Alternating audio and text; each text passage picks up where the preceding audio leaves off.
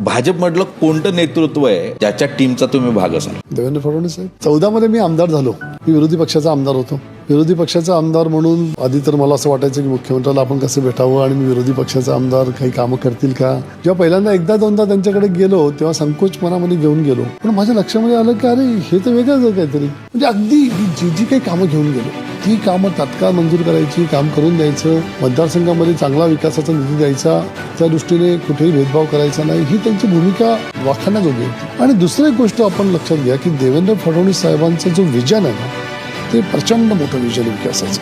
त्यांना ज्या गोष्टी माहिती असतात, म्हणजे बऱ्याच वेळा आपल्याला असं वाटतं की आपण एखादी गोष्ट त्यांना समजावून सांगितली पाहिजे आपल्या भागाविषयी, ती गोष्टी आपण 2 लाईन बोलल्यानंतर पुढचे 10 लाईन ते बोलतो. त्यांना माहित असतं. एवढी त्यांची ती प्रचंड ग्रास्पिंग कॅपॅसिटी आहे आणि फार क्लिअर इंटेन्शन आहे. त्यांनी नरडाणा आणि धुळे MIDCच्या बाबतीमध्ये त्यांनी जे एक विकासाचं विजन मांडलेलं आहे, त्यांना वाटतंय की आमच्या भागामध्ये इंडस्ट्रियल डेव्हलपमेंट झाली आहे.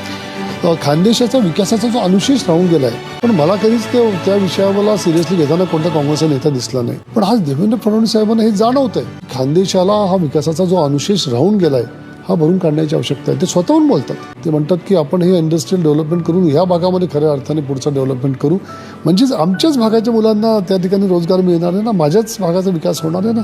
मग ह्या विकासाच्या प्रवाहामध्ये आडकाठी बनण्यापेक्षा त्या प्रवाहामध्ये सामील होण्यामध्ये काय